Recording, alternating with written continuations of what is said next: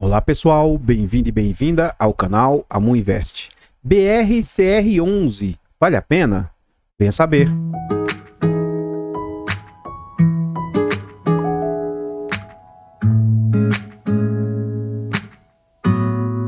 Artlist.io. I scrolled down the Insta page, saw a picture that I didn't want to see. Então pessoal, antes da gente saber mais a respeito desse fundo imobiliário, eu gostaria de pedir humildemente, por favor, deixa o like no vídeo, comenta para nós. Você conhece esse fundo imobiliário? Você sabe quem é a gestora, de que setor ele é, em que ele investe? Comenta, que seu comentário é muito importante para o crescimento e desenvolvimento do canal. Compartilhe esse vídeo com as pessoas que você conhece, nos ajude a levar conhecimento e educação financeira a mais pessoas. Like, comentário e compartilhamento é de graça, não custa nada e vocês vão nos ajudar imensamente. Temos o objetivo de chegar a 5.000 inscritos, já estamos chegando quase a 3.600 e esses 5.000 inscritos a gente está tentando chegar até o final do ano ou até o final de janeiro. Acredito que até janeiro a gente vai conseguir. Temos também a opção de membro. Tá gostando do canal e quer nos apoiar?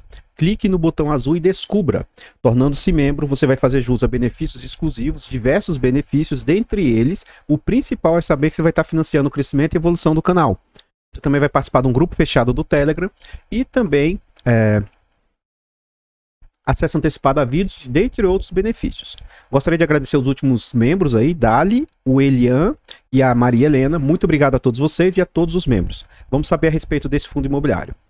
Esse fundo imobiliário é um fundo de tijolo, é um fundo de lajes comerciais. É um fundo que foi lançado em dezembro de 2010, ou seja, é um fundo que tem histórico. É um fundo de base R$100. A gestora é a BTG, tem mandato renda e conta com liquidez de 2.300.000 por dia. Esse fundo possui 26 milhões de cotas, está no IFIX com 1,89% e tem nota 3 de 5. Em termos de PVP, é um fundo que o mercado está batendo bastante. Então, ele está sendo negociado atualmente a um PVP de 0,66, ou seja, 34% de desconto. Como assim? É um fundo que tem patrimônio de 2 bilhões e 800 milhões. Só que o mercado está aceitando pagar apenas 1 bilhão e 800 milhões. Então é como se você tivesse a oportunidade de comprar uma nota de 100 por R$66. As cotas desse fundo valem R$107 e o mercado está aceitando pagar.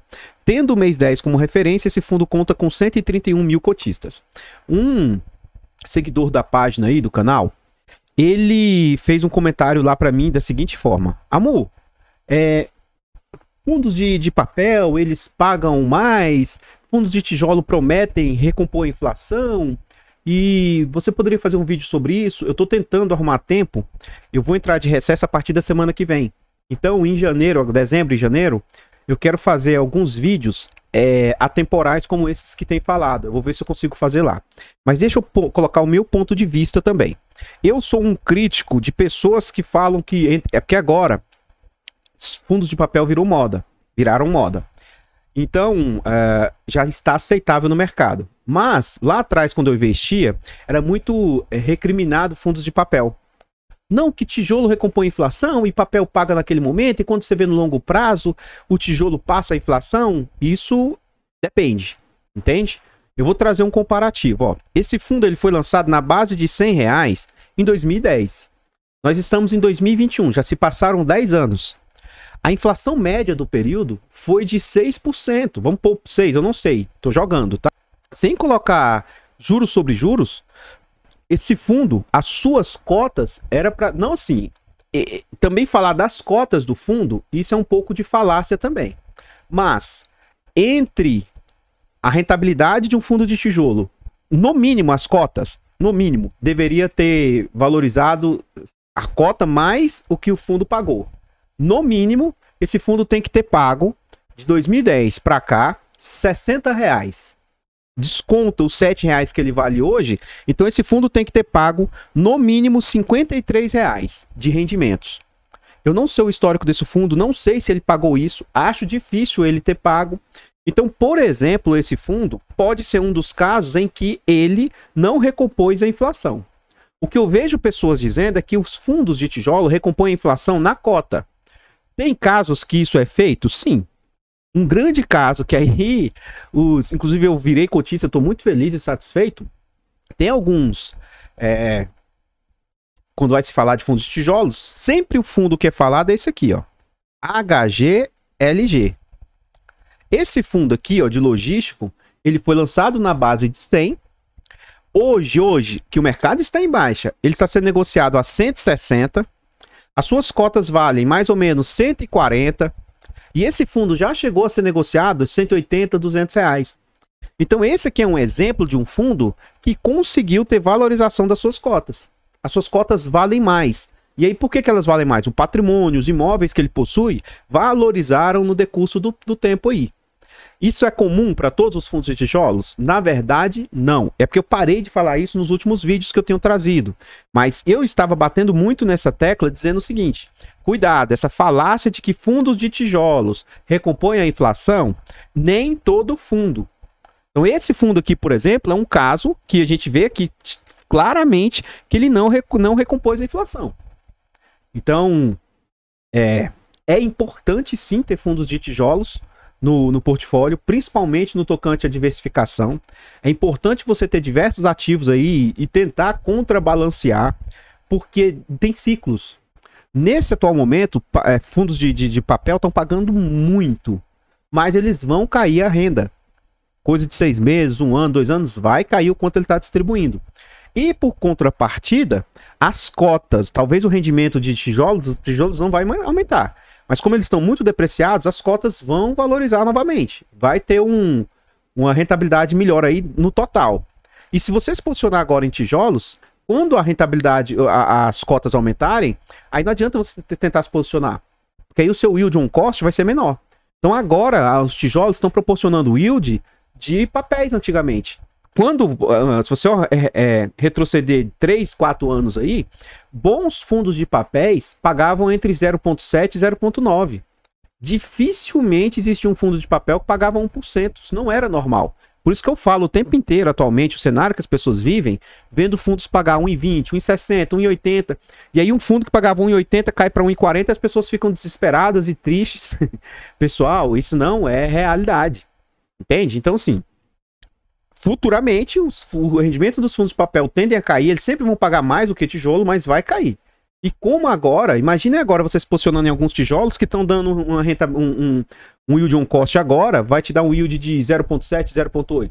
Futuramente você vai ter um tijolo te dando um rendimento de fundos de papel. Enfim, é isso. Então nem todo fundo de tijolo recompõe a inflação, não. Então, isso é uma falácia. Mas eu acho sim importantíssimo você ter tijolos no seu portfólio, para que você se defenda de ciclos de mercado. Vai ter momentos em que tijolo vai começar a valorizar. Tinha um momento atrás aí que você não encontrava fundo de tijolo com boa rentabilidade. Porque o preço da cota, baseado naquilo que ele paga, tijolo, é comum que ele pague 0,5%. É raro você achar um fundo de tijolo, antigamente, que pagava 0,6%. Então é normal ele ter uma rentabilidade menor mesmo. Enfim, é isso. O resumo é isso, mas eu vou tentar trazer um vídeo com slides, com um estudo histórico um pouco melhor, para a gente entender isso aí para vocês, tá? Vamos à frente. Aqui a gente vê o quanto o fundo vem sendo negociado. A gente vê que é um fundo que, como aqui ele tem um histórico, é um fundo antigo na bolsa, aqui eu trago os últimos 5 anos. Vamos analisar o último ano. No último ano esse fundo foi negociado agora a 70.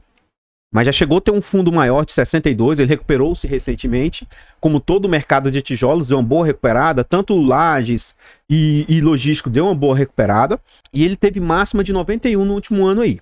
Então o que a gente observa? É um fundo que, mesmo antes do momento pandêmico, ele já não estava tão acima assim do normal.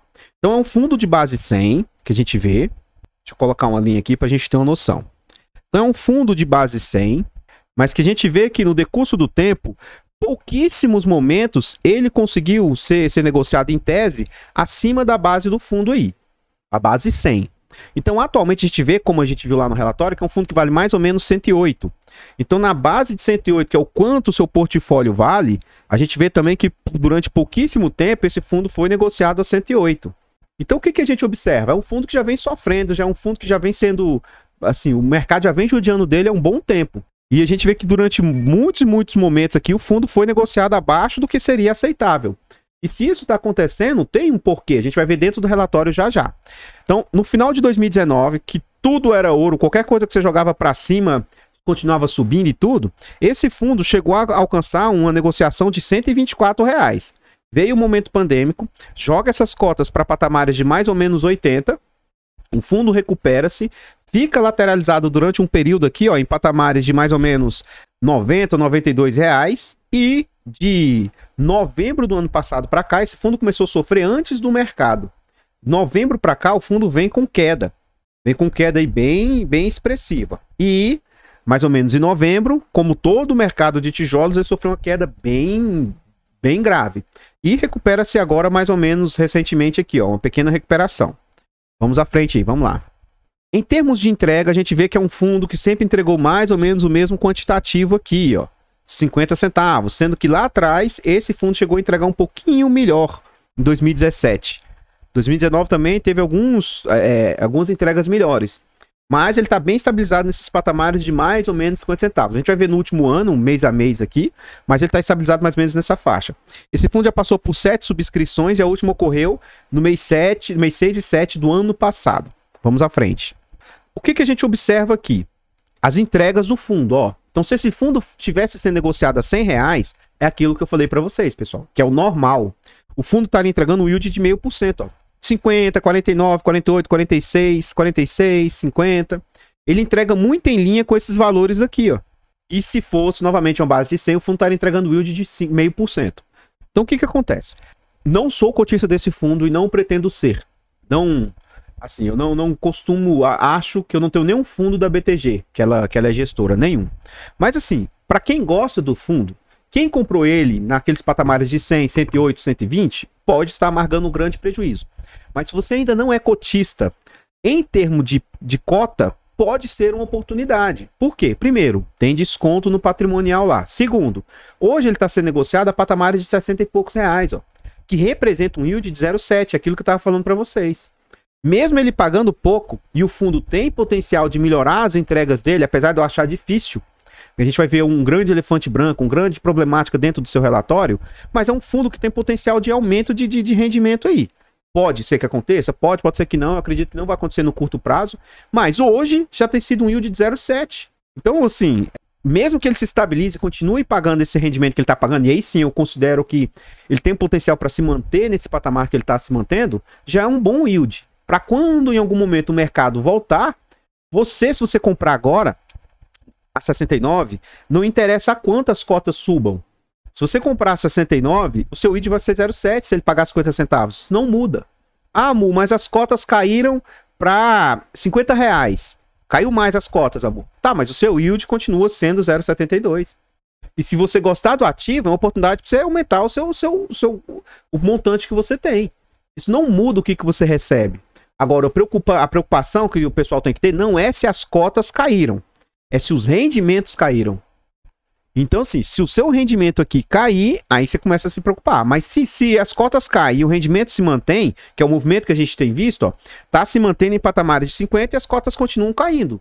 Poxa, para quem gosta desse ativo, pode ser uma oportunidade.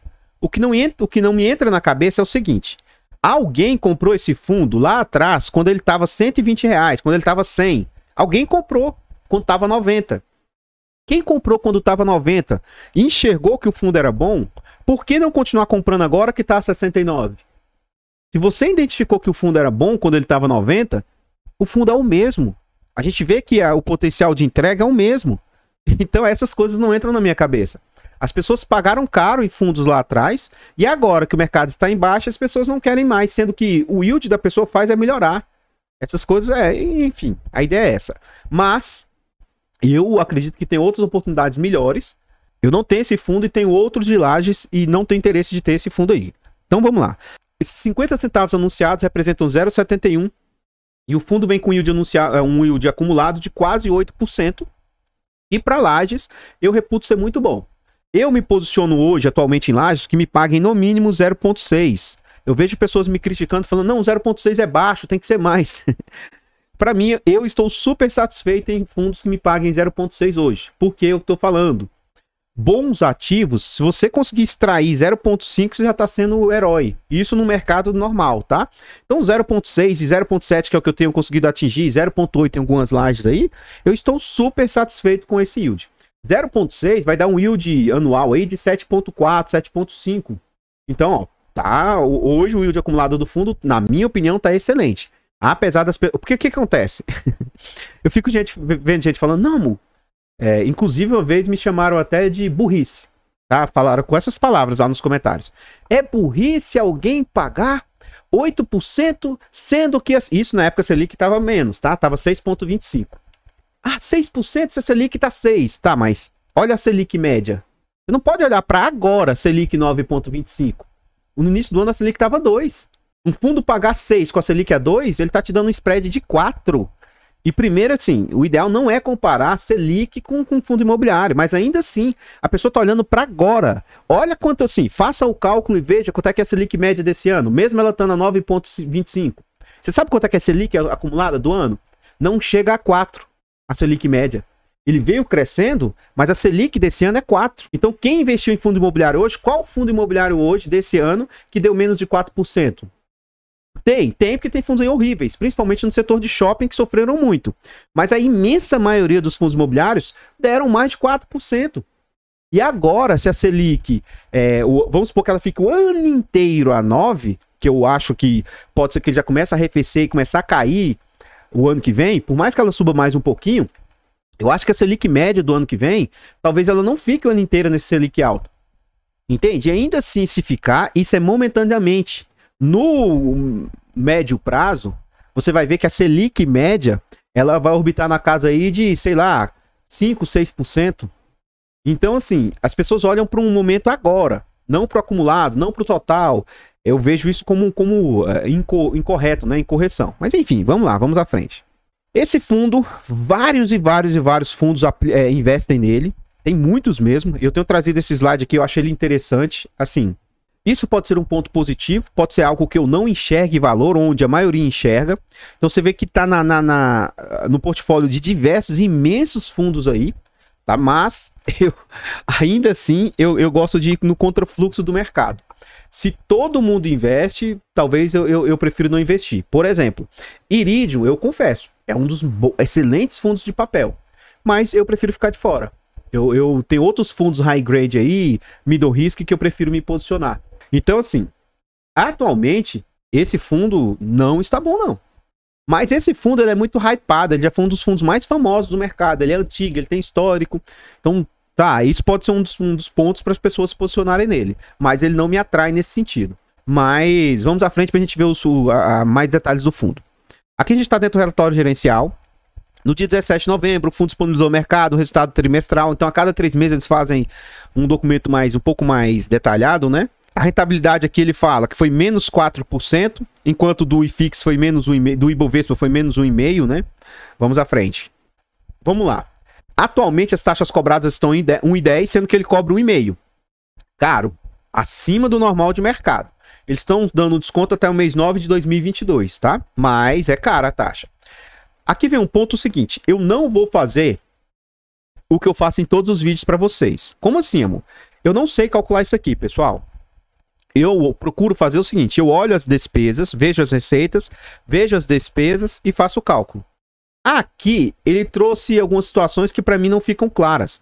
Eu tenho noções de contábeis, mas não sou contador.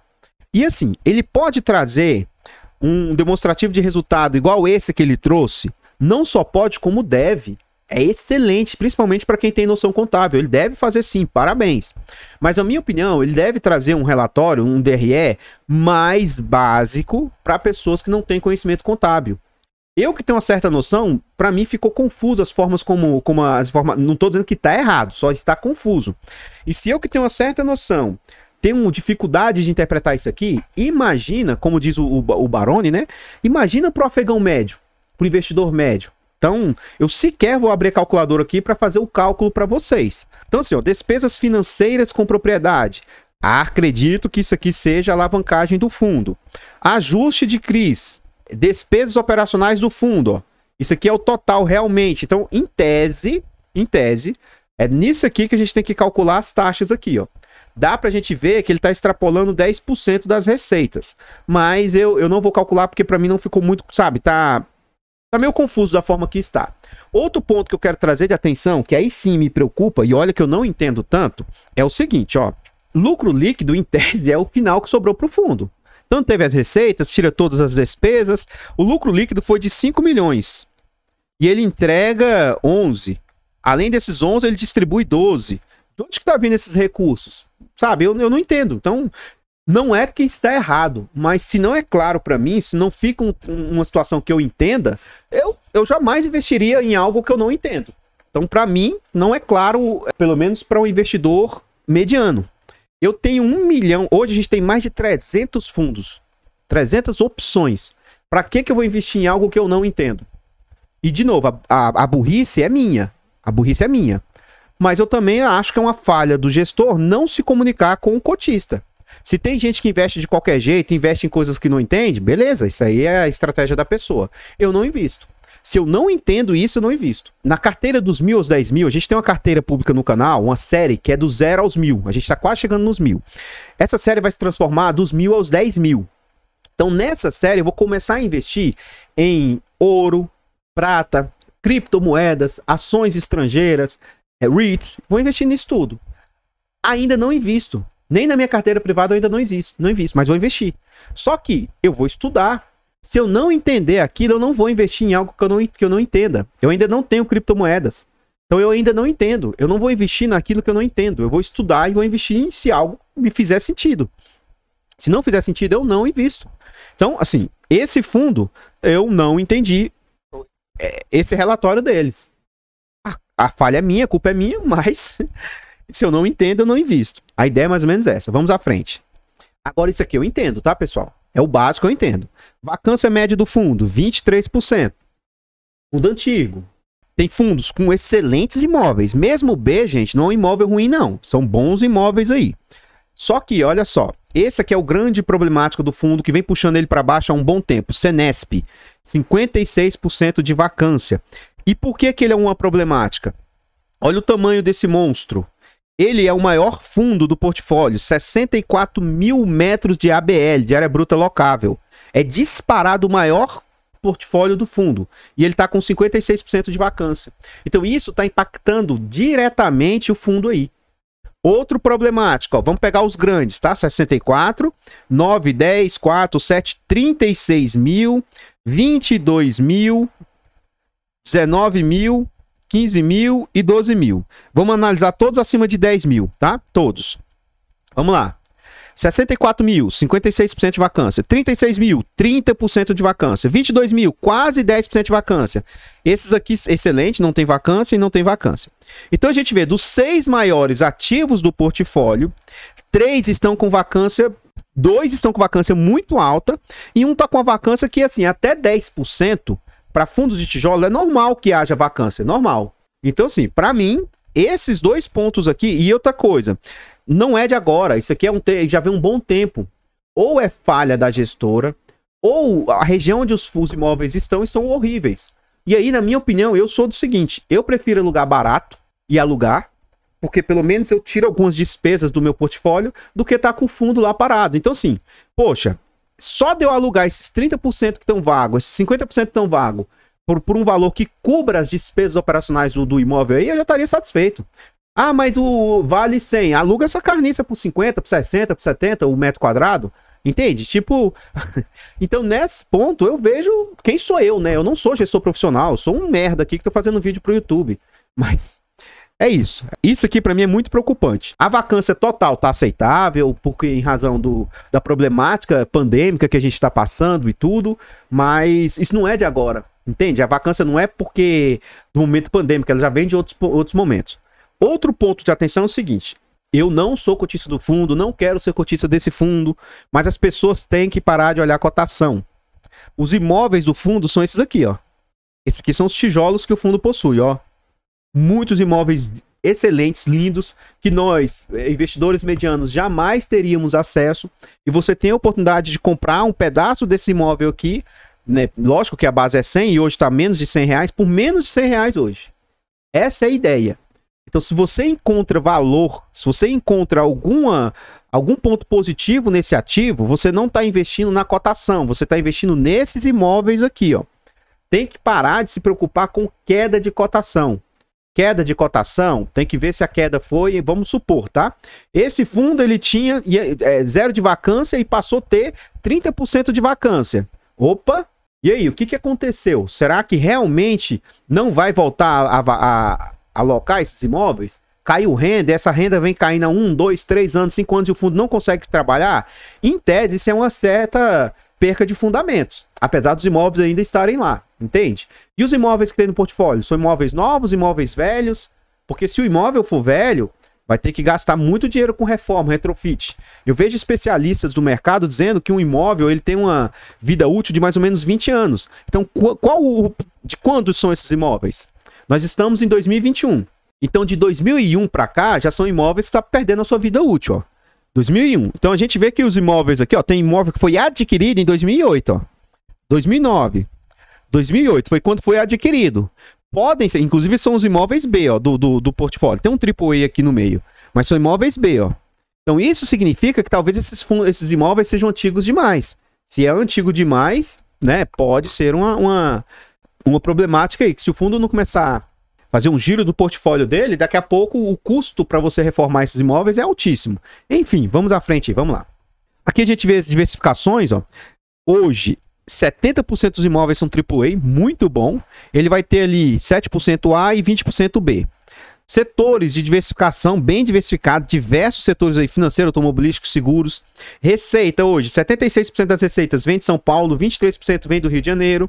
Isso aqui eu não entendi muito, mas a gente já viu a respeito de vacância ali no relatório anterior, já fica mais claro. Eu não tentei olhar aqui tudo, é como se fosse um percentual baseado na área, na ABL, não ficou muito claro isso aqui para mim não. Vamos à frente. Índices de reajuste, hoje 40% IGPM, 55% IPCA, tem um pouquinho pelo IPC aí, então bem interessante, eu gosto muito dessa meio a meio. Tipicidade dos contratos, hoje 84% é típico, 15% é atípico, o ideal é que seja mais balanceado, mas é normal também, à medida que vão vencendo os atípicos, eles se tornem típicos, né? Outro ponto positivo é que ele não tem nada tão grave no ano que vem, em 2023. A partir de 2024 vai vencer 21%, aí aqui é mais um ponto de atenção, né? Se o fundo já vem sofrendo, tem que rezar e torcer para isso aqui não se transformar em vacância. Senão, pode as cotas caírem mais ainda. Mas num curto prazo, médio prazo, né? Que curto prazo é 6 meses. Médio prazo de 1 ano, 2 anos, a gente não vê possíveis impactos muito grandes na receita aí. E a gente vê os setores, 15% é Petrobras, os inquilinos, que é o único que está com grande exposição, os demais estão bem balanceados aí, um ponto muito positivo. Vamos à frente. E aqui a gente vê os imóveis, onde ficam localizados os imóveis do ativo e do fundo. Aqui a gente vê os 10 ativos, ele tem 10 ativos em São Paulo e vai ter mais 4 ativos no Rio. É um fundo que tem 14 prédios. Em termos de diversificação, excelente. Ele tem 14 imóveis. É um fundo bem diversificado, com bastante inquilinos. É normal que ele passe por esses perrengues aí, por esses apertos aí. Então, tranquilo em relação à diversificação. Vamos à frente. Então, pessoal, o que eu tinha para trazer a respeito desse fundo são somente essas informações. Gostaria de pedir, reforçar novamente, deixa o like no vídeo e comenta para nós. Você gosta do BRCR? Você tem ele? Você teria? Você acha que é uma boa investir aproveitando esse desconto patrimonial aí, esse possível ganho de capital e possível ganho quando o fundo vir alocar os seus imóveis? Eu não tenho interesse de ter, e isso não representa indicação de compra, venda ou manutenção do ativo. Espero que tenham entendido o meu racional, tá? Não sigam isso como sendo indicação e a partir disso ajude na tomada de decisão de vocês. Tá bom? Meu objetivo não é indicar ou falar o que vocês devem ou não fazer. Compartilhe o vídeo com as pessoas que você conhece, ajude a chegar a alcançar os 5.000 inscritos.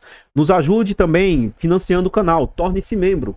O valor de apoio e de ajuda é bem baratinho, não vai tolerar e pra gente vai fazer uma enorme diferença. Obrigado aos últimos membros, obrigado aos inscritos. Vamos firme e forte rumo aos 5.000 inscritos. Eu vou ficando por aqui. Eu espero encontrá-los nos próximos vídeos. Fiquem todos com Deus. Tenham uma boa noite. Fui!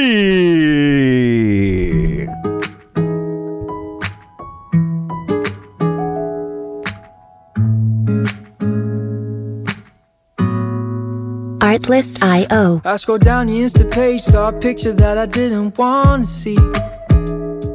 He had his hand around your waist and a smile on your face, like the way you look at me.